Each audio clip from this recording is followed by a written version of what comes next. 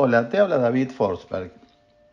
Cuando llegamos a trabajar como misioneros en la misión indígena, con base en Tartagal, Salta, Argentina, alquilamos una casa con techo de chapa, de láminas, como se dice en Centroamérica.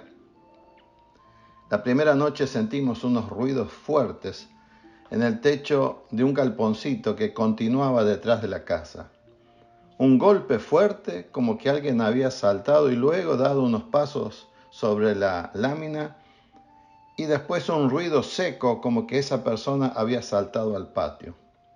Lugar nuevo, casa nueva, zona de frontera, etc. Nos asustamos mucho. Me levanté sigilosamente para espiar, pero no veía nada.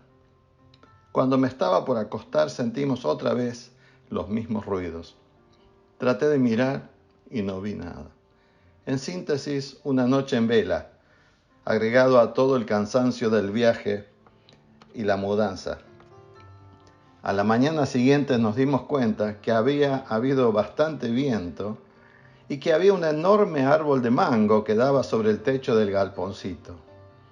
Y los mangos maduros caían sobre el techo de chapa, rodaban y luego caían en el patio haciendo un ruido seco, como que una persona había saltado. ¿Cómo el miedo se puede apoderar de uno?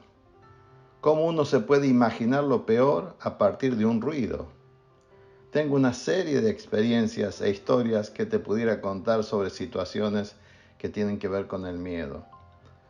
Lo mismo puede pasar en diferentes áreas de nuestra vida. Hay niños, adolescentes, jóvenes o adultos que ante ciertos profesores en un examen, habiendo estudiado bien su materia, el miedo y los nervios les juegan una mala pasada y parece que se han olvidado de todo lo que sabían. ¿Te ha pasado? Hay miedo a la acción, a no satisfacer las expectativas, miedo a la soledad, al dolor físico, al rechazo, a quienes son diferentes, a decirle no a ciertas cosas o a personas, al fracaso, a la muerte. Hay muchos miedos. Qué bueno que el Señor nos recuerda en muchos pasajes de las Sagradas Escrituras que no debemos tener miedo. No porque seamos tan guapos, tan valientes, sino porque Él está y estará con nosotros. Hablando de viento, como en mi experiencia, tenemos la historia de cuando se levantó un viento fuerte y los discípulos estaban en la barca. En Mateo 14, 23 nos relata el Evangelio lo siguiente: después de despedir a la gente, subió a la montaña para orar a solas, hablando de Jesús. Al anochecer estaba allí él solo, y la barca ya estaba bastante lejos de la tierra, zarandeada por las olas porque el viento le era contrario. En la madrugada Jesús se acercó a ellos caminando sobre el lago. Cuando los discípulos lo vieron caminando sobre el agua, quedaron aterrados. ¡Es un fantasma!, gritaron de miedo. Aquí vemos lo que nos podemos imaginar en una situación de miedo.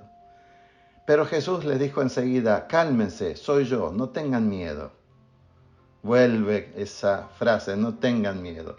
Señor, si eres tú, respondió Pedro, mándame que vaya a ti sobre el agua. Ven, dijo Jesús. Pedro bajó de la barca y caminó sobre el agua en dirección a Jesús. Pero al sentir el viento fuerte tuvo miedo y comenzó a hundirse. Entonces gritó: Señor, sálvame. Enseguida Jesús le tendió la mano y sujetándolo lo reprendió: hombre de poca fe, ¿por qué dudaste? Cuando subieron a la barca se calmó el viento y los que estaban en la barca lo adoraron, diciendo: verdaderamente tú eres el Hijo de Dios. Un paréntesis. Para algunas sectas que no aceptan que Jesús es Dios, aquí vemos cómo lo adoraron y Jesús no se opone a eso. Esa frase, no tengan miedo, la repite Jesús muchas veces en el relato de los evangelios. Qué bueno que cuando comenzamos a ver fantasmas, Jesús siempre está allí para decirnos: no tengas miedo. ¿Cuál es tu fantasma hoy? Jesús te repite: no tengas miedo, aquí estoy.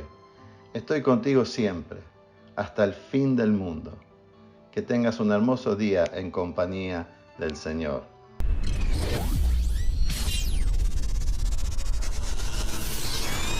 Te despedimos hasta la próxima. Un abrazo de tu familia, de la comunidad cristiana global. Somos familias, no importa el lugar del mundo donde te encuentres.